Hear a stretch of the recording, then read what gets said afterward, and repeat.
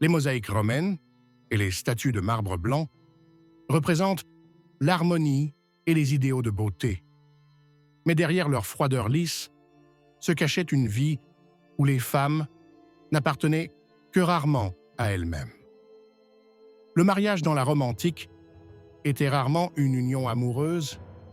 Il s'agissait plus souvent d'un contrat dans lequel le corps de la femme devenait la propriété de son mari. Et dans ce contrat, la passion cédait la place au contrôle, à l'humiliation et aux abus systématiques que les chroniques antiques mentionnaient sobrement, comme s'il s'agissait d'ustensiles ménagers. Dans une société où l'homme était considéré comme le législateur des mœurs et le gardien de l'honneur de la famille, la femme devenait un objet sur lequel on fixait le pouvoir par le fer et la douleur. Les sources mentionnent des anneaux de fer spéciaux que les maris pouvaient mettre sur la poitrine de leur femme, non pas comme un bijou, mais comme un sceau qui les retenait et les mutilait.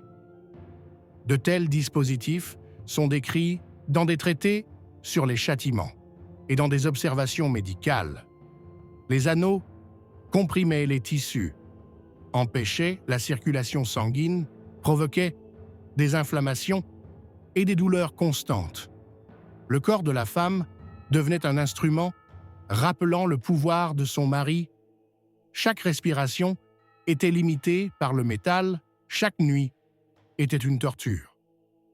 Il faut se rappeler que Rome n'était pas monolithique. Elle a évolué de la République à l'Empire, de Sylla à Auguste et Néron. Mais le système de contrôle des femmes est resté inchangé. Les femmes pouvaient officiellement participer à des banquets ou à des cérémonies religieuses, mais leur liberté était limitée par les règles établies par leur mari. Dans les textes juridiques de l'époque, en particulier dans les lois des 12 tables, le mariage était considéré comme un passage sous l'autorité du mari. Manus. Ce terme signifiait littéralement « main », symbole du fait que toute la vie de la femme appartenait à un autre. Les relations sexuelles dans le mariage s'apparentaient souvent à de la violence sous le couvert de la loi. L'homme n'avait pas à demander le consentement de sa femme, celui-ci étant considéré comme acquis du fait même du mariage. La coutume permettait au mari non seulement d'exiger des relations sexuelles, mais aussi de les accompagner de menaces ou de punitions physiques.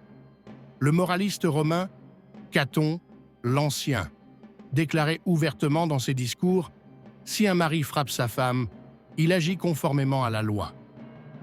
Il ne s'agissait pas d'un cas isolé, mais du reflet d'une culture dans laquelle l'étouffement par la passion et la douleur était considéré comme une partie acceptable de la vie conjugale. Il est difficile pour l'homme moderne de l'imaginer, mais les sources antiques décrivent comment certains maris utilisaient la torture sexuelle pour dompter leurs épouses. Plutarque et Suétone mentionnent des scènes où des empereurs ou des patriciens nobles se permettaient d'humilier publiquement des femmes, les forçant à accomplir des actes intimes devant leurs serviteurs ou leurs invités. Pour les Romains, il ne s'agissait pas tant d'une manifestation de désir que d'un acte de pouvoir, d'une démonstration que la femme était un objet. La médecine de l'époque a consigné les conséquences d'un tel traitement. Dans les ouvrages de médecins tels que Celsus ou Galien, on trouve des descriptions de lésions mammaires et utérines causées par des traumatismes mécaniques ou des violences sexuelles excessives. Les médecins signalaient des inflammations, des déchirures tissulaires, des hémorragies importantes. Mais leurs notes ne comportaient aucune évaluation morale. Le corps de la femme était décrit avec autant de détachement que celui d'une esclave ou d'un soldat blessé au combat. Les femmes, soumises à une telle éducation, étaient privées du droit de parole. Il existait des formes de divorce à Rome, mais elles étaient contrôlées par le mari et sa famille. Si le mari décidait que sa femme était impure ou désobéissante, elle pouvait être envoyée en exil ou chez son père. La femme elle-même n'avait presque jamais le droit de rompre l'union. Les abus sexuels et les tortures n'étaient pas considérés comme des motifs de plainte. Ils faisaient partie de l'ordre établi. Il faut tenir compte d'un autre détail, la justification religieuse. Le culte des dieux domestiques, les lars et les pénates liaient l'honneur de la famille au corps de la femme. Si une femme résistait à son mari, cela était considéré comme une violation de l'harmonie et même comme un outrage aux dieux. Ainsi, la douleur et la soumission devenaient un devoir religieux. La structure même de la maison romaine, la domus, était conçue de manière à ce que la femme soit sous surveillance constante. Chambres séparées pour les femmes, contrôle des serviteurs et accès limité à la ville. Les tortures sexuelles prenaient parfois la forme d'un rituel. Les historiens ont rapporté des cas où, pendant les fêtes ou les orgies, les maris obligeaient leurs femmes à participer à des actes humiliants pour le corps et l'esprit. Cela pouvait inclure des actes de violence avec des objets, l'entrave et le maintien prolongé dans des positions humiliantes. Pour les invités, ces scènes étaient un divertissement. Pour la femme, une nouvelle preuve que son corps ne lui appartenait pas. Tout cela existait dans un contexte de morale publique paradoxale. À Rome, on aimait parler de la dignité de la matrone, de la pureté de la femme comme symbole de la famille et de l'État. Mais derrière ce mot se cachaient des méthodes que l'on pourrait aujourd'hui qualifier de torture. Des anneaux de fer sur la poitrine, l'étranglement pendant les rapports sexuels, le contrôle par l'humiliation. Telle était la réalité cachée derrière la façade des temples et des forums de marbre. Les contemporains percevaient cela différemment. Pour eux, la femme était le prolongement de la lignée, un réceptacle pour les héritiers, un objet servant à démontrer le pouvoir. Même dans la littérature, des poèmes d'Ovide aux histoires scabreuses de Martial, cette idée transparaît. La femme est soit un objet de passion, soit un objet de punition. Et dans les deux cas, sa douleur n'avait aucune importance. Les chiffres bruts des recensements antiques ne font que souligner l'ampleur du phénomène. Dans les grandes maisons où vivaient des dizaines d'esclaves et de serviteurs, la femme du maître vivait dans des conditions de dépendance au moins égales à celles des esclaves. Formellement, elle pouvait avoir le statut de citoyenne, porter des vêtements riches, fréquenter les thermes, mais au sein de la famille, sa position pouvait être plus humiliante que celle d'une esclave, car les tortures qu'elle subissait étaient considérées comme légales et normales. C'était de l'esclavage déguisé en mariage. L'inchamour romain avait rarement quelque chose à voir avec la passion ou la réciprocité. C'était un contrat dans lequel le corps féminin devenait une arène pour démontrer sa force et son pouvoir. Et chaque anneau de fer, chaque nuit de douleur, rappelait que derrière les colonnes de marbre de l'Empire romain se cachait une réalité cruelle et sombre. Le problème de l'humiliation et de la douleur dans le mariage romain était particulièrement évident à la fin de la République, lorsque le pouvoir et les mœurs devenaient de plus en plus violents. Les historiens notent que dans un contexte de guerre et de crise politique constante, les hommes transposaient le modèle de discipline et de violence de l'armée à la famille. Les soldats, habitués à briser le corps de leurs ennemis, rentraient chez eux et traitaient leurs femmes et leurs concubines comme des prisonnières. Cela a renforcé dans la société l'idée que le corps des femmes était un territoire à soumettre. La pratique juridique confirmait ce système. Les femmes n'avaient pas de propriété indépendante. Tout ce qu'elles apportaient dans le mariage, de la dot aux vêtements, passait sous le contrôle de leur mari. Et s'ils décidaient de punir sa femme. Son corps devenait sa propriété au même titre que sa maison ou son terrain. Dans les textes juridiques, on trouve des réflexions sur les mesures de coercition admissibles où, outre la restriction de la liberté et les coups, il était fait mention de méthodes de contention physique, des anneaux de fer, des menottes et des ceintures pouvaient être utilisés comme instruments de contrôle et comme symbole de punition pour désobéissance. Les pratiques sexuelles se transformaient souvent en épreuves douloureuses. Il existe des témoignages selon lesquels certains maris pratiquaient le serrage des seins à l'aide de pinces en fer, ce qui provoquait des lésions des tissus mous, des ecchymoses et des suppurations. Les médecins ont rapporté des cas où des femmes perdaient la sensibilité ou souffraient d'inflammations chroniques. Pour la médecine romaine, ces lésions étaient une conséquence secondaire d'une passion excessive, mais derrière cette formulation se cachait une maltraitance systématique. Il faut également tenir compte du contexte culturel. À Rome, il existait une tradition de spectacle public où la douleur et la mort faisaient partie du divertissement. Lorsque les citoyens voyaient des gladiateurs se faire déchirer dans l'arène ou des esclaves exécutés pour désobéissance, cela leur donnait l'habitude de considérer la souffrance comme normale. C'est pourquoi, même au sein de la famille, les mauvais traitements infligés à la femme ne semblaient pas contre nature. De plus, plus le statut social d'un homme était élevé, plus il pouvait traiter sa femme avec dureté, démontrant ainsi son pouvoir devant ses serviteurs et ses invités. L'époque de Jules César et des dictateurs qui lui ont succédé a apporté de nouvelles formes d'humiliation démonstratives. La vie politique était marquée par des scandales liés aux épouses et aux maîtresses.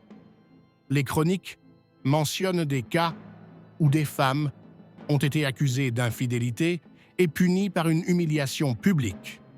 Elles étaient déshabillées devant la foule, enchaînées et contraintes de participer à des processions humiliantes.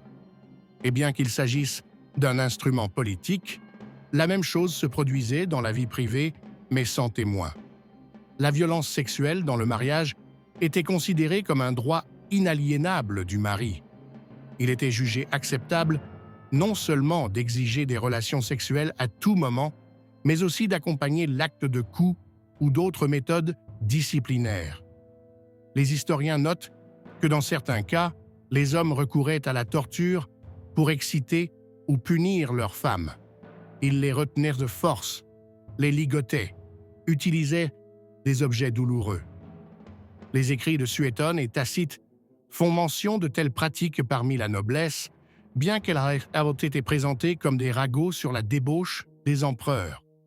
Cependant, même ces rumeurs montrent que ce type de comportement faisait partie de la réalité quotidienne. Les conséquences médicales étaient graves. Des reconstitutions modernes, basées sur les textes de Galien, permettent de supposer que les femmes souffraient souvent d'infections chroniques causées par des traumatismes mécaniques et l'absence d'hygiène élémentaire.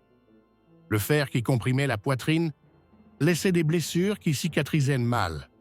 Dans les conditions de l'Antiquité, cela conduisait à des abcès, à de la fièvre et, dans les cas graves, à la septicémie et à la mort. Mais ces cas étaient rarement enregistrés comme victimes de violences. Ils étaient officiellement considérés comme des maladies naturelles. La pratique des punitions sexuelles, lors des festins, occupait une place particulière. L'élite romaine aimait organiser des festins où le vin coulait à flot et où l'atmosphère se transformait rapidement en bacchanal. Les femmes pouvaient être contraintes de participer à de telles scènes contre leur gré, jouant des rôles qui portaient atteinte à leur dignité. Les serviteurs et les invités en étaient témoins et parfois même participants. Pour le mari, C'était une démonstration de son pouvoir absolu et du fait que sa femme n'était qu'un objet lui appartenant, au même titre que les meubles ou les récipients à vin. Les conséquences psychologiques pour les femmes ne sont pas mentionnées dans les textes antiques, mais on peut imaginer que l'humiliation et la douleur constante ont créé un état de dépression, de peur et de dépendance. Les femmes vivaient dans un monde où la résistance signifiait une punition encore plus sévère. On sait que de nombreuses épouses de Romains ont tenté de se suicider. Tacite et Valère Maxime ont rapporté des cas de suicide de femmes nobles, expliquant cela par la préservation de l'honneur. Mais derrière cette formulation se cachaient probablement des tentatives d'échapper à des humiliations qui semblaient sans fin. Ainsi, le mariage romain, souvent présenté dans les manuels scolaires comme l'union de deux familles, se transformait souvent en réalité en un lieu de torture. La femme se retrouvait prise en étau entre le droit de son mari, l'indifférence de la société et le silence de la médecine. Et les anneaux de fer sur sa poitrine n'étaient pas seulement un symbole de punition, ils devenaient le signe d'un système tout entier où l'amour était synonyme de soumission et l'intimité de douleur. Avec l'arrivée de l'Empire, les mauvais traitements infligés aux femmes ont pris des formes encore plus sophistiquées. Le pouvoir des empereurs créait une atmosphère de licence. Si le premier homme de l'État pouvait humilier et mutiler publiquement les femmes, les sujets considéraient cela comme normal. La cour devenait le miroir de la société où le mariage et l'intimité sexuelle se transformaient en une arène de violence. Les historiens Suétone et Tacite ont laissé de nombreux témoignages sur la manière dont les empereurs utilisaient leurs épouses et leurs maîtresses pour démontrer leur pouvoir. Caligula, que ses contemporains qualifiaient de fou, organisait ouvertement des scènes d'humiliation de la dignité féminine. Il obligeait les matrones nobles à écarter leurs vêtements lors des banquets et les soumettait à un examen devant les sénateurs, comme s'il s'agissait d'esclaves sur un marché. C'était pour lui un moyen de montrer que même les femmes les plus nobles n'étaient rien face à son pouvoir. Ceux qui osaient s'opposer à lui risquaient non seulement leur vie, mais aussi celle de leurs enfants. Néron est allé encore plus loin. Ses relations avec ses épouses, Sabina Poppaea et Octavie, sont entrées dans l'histoire comme des exemples de cruauté. Il donna un coup de pied dans le ventre de Poppée, qui était enceinte. Selon la description de Tacite, elle mourut de ses blessures avec son enfant. Dans le cas d'Octavie, les sévices étaient systématiques. Elle était accusée de débauche, enchaînée et exposée à la honte publique. Les chroniques rapportent qu'elle fut exilée sur l'île de Pandateria, où elle fut torturée par le froid et la privation de nourriture. Mais même là, les sévices ne cessèrent pas. Son corps fut utilisé comme objet d'humiliation jusqu'à son exécution. Domitien, empereur de la fin du 1er siècle de notre ère, avait l'habitude de torturer les femmes de manière intime. Suétone décrit comment, lors d'orgies nocturnes, il liait les femmes des sénateurs et les contraignait à des actes accompagnés de douleur. On l'appelait Dominus et Deus, maître et Dieu, et aux yeux de ses proches, ces jeux cruels n'étaient pas un crime, mais une manifestation de la volonté divine. Mais il est important de se rappeler qu'il ne s'agissait pas d'exception, mais de la partie émergée de l'iceberg. Si l'empereur se permettait de tels excès, cela signifiait que des milliers de simples Romains dans les provinces reproduisaient les mêmes comportements dans leur famille. Là où il n'y a ni contrôle, ni punition, le sadisme devient la norme. Les textes médicaux de l'époque en apportent la triste confirmation. Dans les travaux de Galien, on trouve des descriptions de lésions internes chez les femmes, ruptures utérines, hémorragies importantes, douleurs chroniques dans la poitrine. Tout cela était attribué soit à des accouchements difficiles, soit à l'excès des passions masculines. Mais derrière cette formule se cachait la torture. Les anneaux de fer sur la poitrine continuaient d'être utilisés. Des archéologues ont trouvé des pinces métalliques dans des sépultures, à côté de squelettes de femmes. Et bien que leur fonction ait longtemps été interprétée comme décorative, de plus en plus de chercheurs penchent pour l'hypothèse qu'il s'agissait d'instruments de répression. Les scènes de violence étaient parfois publiques. Des centaines d'invités participaient aux banquets impériaux et une femme pouvait se retrouver exposée devant la foule au même titre qu'une esclave. Plutarque écrivait qu'à l'époque de Néron, le corps des femmes devenait un terrain de divertissement. Les femmes devaient se soumettre à des jeux qui comprenaient l'étranglement, le serrage des seins avec du fer, la contrainte à des actes avec plusieurs partenaires sous la menace de punition. Pour la femme, d'un patricien ou d'un sénateur, cela signifiait que sa vie n'était pas plus sûre que celle d'une esclave. Son statut ne la protégeait pas de la souffrance, au contraire, il la rendait plus vulnérable, car son corps devenait l'otage de la politique. Si un mari voulait renforcer sa position à la cour, il pouvait sacrifier sa femme en la livrant à l'empereur ou à ses proches. Les chroniques mentionnent des cas où des femmes étaient livrées à des jeux nocturnes en gage de loyauté. Les conséquences physiologiques de cette violence étaient dévastatrices. Les femmes étaient souvent incapables de porter des enfants. Les traumatismes utérins et les inflammations chroniques rendaient la grossesse mortellement dangereuse. Les données archéologiques confirment le taux de mortalité élevé des femmes âgées de 20 à 30 ans. Dans les sépultures de cette période, on trouve des restes présentant des signes de traumatisme, côtes cassées, traces d'infections osseuses causées par des processus inflammatoires chroniques. Nous ne pouvons que reconstituer les conséquences psychologiques. Mais on sait que de nombreuses femmes de la noblesse impériale ont mis fin à leur jour. Tacite décrit le cas d'une noble romaine qui, ne supportant plus les humiliations, s'est ouvert les veines dans un bain public. Ce n'était pas rare, mais plutôt une fin attendue, une vie marquée par des tortures sexuelles constantes et des humiliations publiques ne laissait que deux issues possibles, la soumission ou la mort. Et pourtant, le système a continué d'exister, parce que la société considérait cela comme naturel. Parce qu'à Rome, une femme, même l'épouse de l'empereur, était avant tout un corps que l'on pouvait utiliser, mutiler et briser sans enfreindre la loi. Et parce que la structure même du pouvoir exigeait que la douleur et la soumission deviennent la norme, et que l'amour ne soit qu'un mot cachant une réalité cruelle.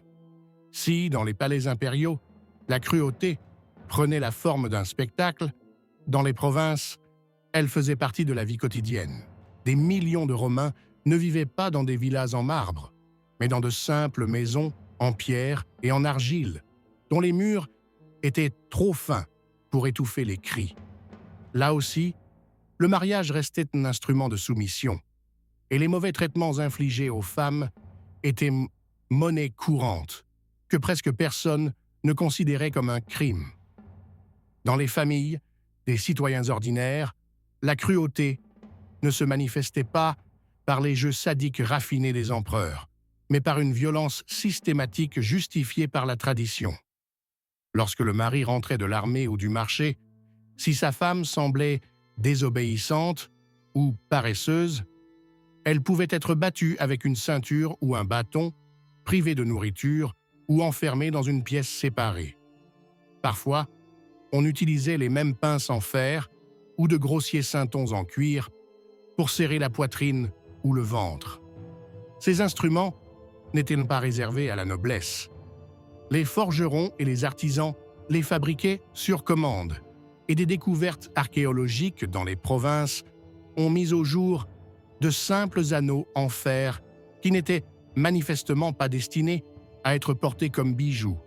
Les prêtres et les magistrats locaux n'intervenaient pas. La loi était du côté du mari.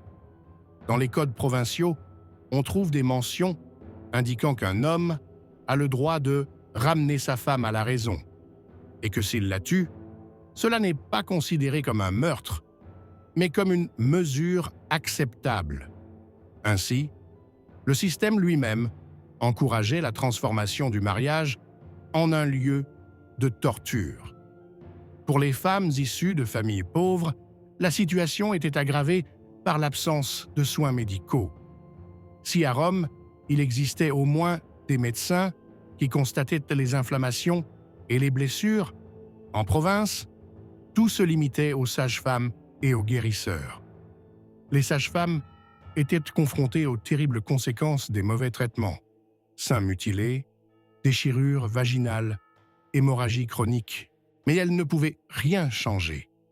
Elles essayaient tout au plus d'arrêter le sang ou appliquaient des herbes pour soulager la douleur.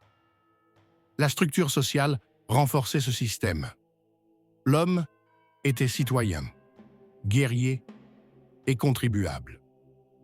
La femme n'était que le prolongement de sa lignée.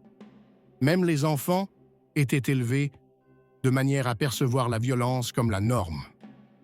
Les fils observaient leur père punir leur mère et considéraient cela comme un modèle de comportement masculin. Les filles voyaient les souffrances de leur mère et comprenaient que le même sort les attendait.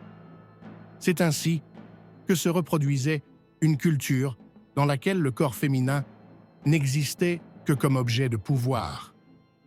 L'archéologie en apporte la triste confirmation. Lors de fouilles, à Pompéi et Herculanum, des inscriptions ont été trouvées sur les murs où des hommes se vantaient de dompter leurs femmes. Dans certaines sépultures, on a découvert des squelettes de femmes présentant des signes de traumatisme chronique, fractures des côtes, traces de déformation du bassin causées par des chocs mécaniques. Ces blessures ne sont pas liées à la guerre, elles indiquent des violences domestiques, systématiques et graves. Le contexte religieux ne faisait que renforcer ce système. Dans les temples locaux, les dieux domestiques étaient à être considérés comme les gardiens de l'honneur de la famille. Si une femme désobéissait à son mari, cela était interprété comme une menace pour toute la famille, voire comme une insulte aux divinités. Le mari avait donc le droit sacré de recourir à tous les moyens pour rétablir l'ordre. Ainsi, les mauvais traitements infligés aux femmes n'étaient pas considérés comme un caprice personnel, mais comme un devoir religieux.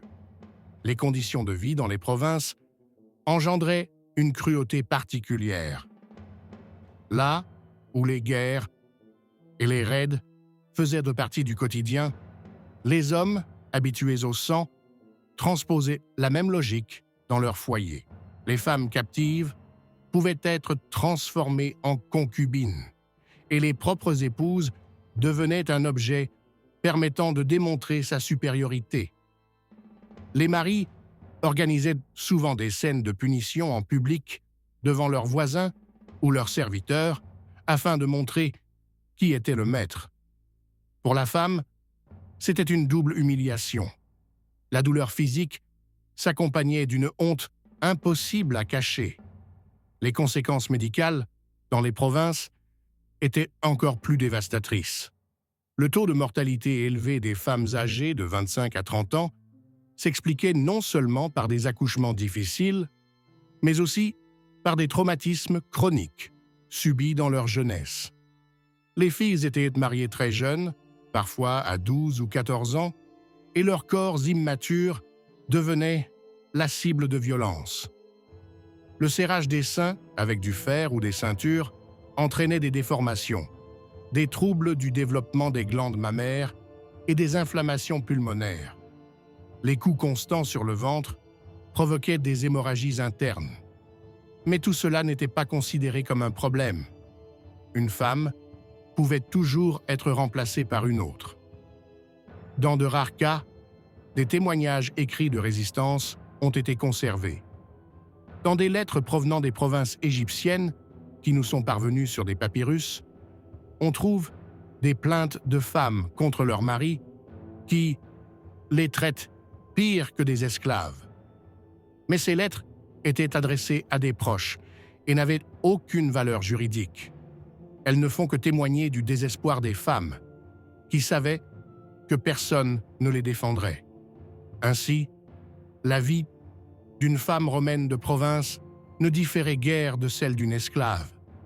Même si elle était une citoyenne libre, son corps restait sous le contrôle de son mari et les mauvais traitements étaient considérés comme une partie naturelle du mariage. Il s'agissait d'un esclavage au sein de la famille, caché derrière le façade des traditions et de la religion. À la fin de l'Antiquité, alors que l'Empire romain s'affaiblissait progressivement sous le poids des crises internes et des ennemis extérieurs, les mauvais traitements infligés aux femmes n'ont pas disparu, mais se sont simplement transformés.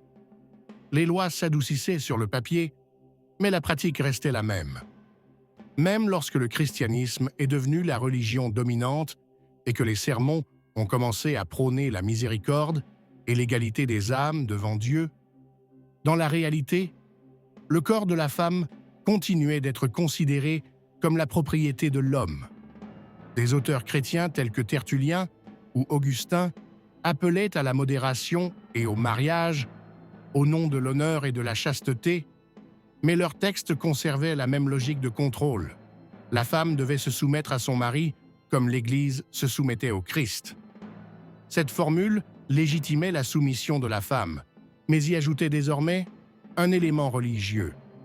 La soumission était considérée comme une vertu et la résistance comme un péché. Ainsi, ce qui était auparavant justifié par les lois romaines était désormais consacré par la religion. Les données archéologiques de la fin de cette période montrent que les anneaux de fer et les pinces de compression ont continué à être utilisés jusqu'au IVe et siècle de notre ère. On les trouvait non seulement dans les riches maisons romaines, mais aussi dans les villages. Certains chercheurs pensent que ces objets étaient transmis dans le cadre de la dot, comme un instrument permettant de contrôler la femme. Dans un contexte de crise économique et d'effondrement de l'Empire, le contrôle du corps des femmes est devenu encore plus strict. Les hommes pensaient que c'était en soumettant leur famille qu'ils conserveraient leur pouvoir dans le chaos. Les textes médicaux de la fin de l'Antiquité, basés sur les travaux de Galien, continuent de consigner les conséquences de ces pratiques. Les femmes mouraient d'inflammations chroniques, de tuberculose causée par des lésions mammaires, d'infertilité liée à des traumatismes utérins constants. L'espérance de vie moyenne des femmes était nettement inférieure à celle des hommes. Cela ne posait pas de problème à la société. Les pertes démographiques étaient compensées par les guerres incessantes et l'afflux d'esclaves qui pouvaient être transformés en épouses ou en concubines. Les habitudes sociales enracinées à Rome se sont transmises à la culture des royaumes barbares qui ont hérité des traditions impériales. Les Germains et les Francs ont repris les lois romaines sur la soumission de la femme à son mari, ainsi que le droit de la punir. Dans les lois du début du Moyen Âge, on trouve les mêmes formulations. Le mari a le droit de raisonner sa femme, et sa résistance est considérée comme une violation de l'ordre. La conception romaine du mariage comme une forme d'esclavage s'est avérée si solide que même l'effondrement de l'Empire n'a pas réussi à la détruire. Les conciles chrétiens ont débattu des questions du mariage et de la morale, mais leurs décisions ne faisaient souvent que renforcer la dépendance de la femme. Au IVe siècle, les conciles stipulaient clairement que la femme n'avait pas le droit de rompre l'union de son propre chef, même si son mari la battait. Au XIe siècle, Augustin écrivait que la douleur et la souffrance dans le mariage devaient être acceptées comme une épreuve qui purifie l'âme. Cela signifiait que la violence physique trouvait une nouvelle justification. Elle était désormais considérée comme un moyen d'éducation spirituelle. Au fil du temps, les pratiques sophistiquées, telles que les anneaux de fer sur la poitrine ou les punitions sexuelles publiques, ont progressivement disparu, mais leur logique a continué à vivre sous d'autres formes. Au début du Moyen Âge européen, les ceintures de fidélité, qui étaient en grande partie les héritières directes des instruments de contrôle romains, étaient largement utilisées. L'idée restait la même. Le corps de la femme appartenait à son mari et toute résistance devait être réprimée par la force. L'empreinte psychologique du système romain est difficile à surestimer. Des générations de femmes ont vécu dans des conditions où la douleur et la soumission étaient considérées comme une partie naturelle du mariage. Cette tradition a façonné une culture du silence où la voix des femmes n'était pas entendue. Même dans les rares cas où les chroniqueurs ont rapporté les souffrances des femmes, ils les ont décrites non pas comme un crime, mais comme une partie tragique, mais acceptable de la vie. C'est ainsi que les mauvais traitements infligés aux femmes à Rome sont devenus un héritage qui n'a pas disparu avec l'Empire. Ils ont constitué le fondement des traditions matrimoniales européennes où la soumission et le contrôle ont perduré pendant des siècles. Derrière les statues de marbre, les couronnes de laurier et la grandeur des forums se cachait toujours une autre histoire, celle des femmes réduites à l'état de captives dans leur propre maison. Leur corps était le théâtre de la douleur, leur vie une chaîne en fer. Et c'était là le véritable visage de l'amour romain. L'esclavage déguisé en union, les abus légalisés comme la norme et la souffrance considérées comme naturelles pendant des siècles.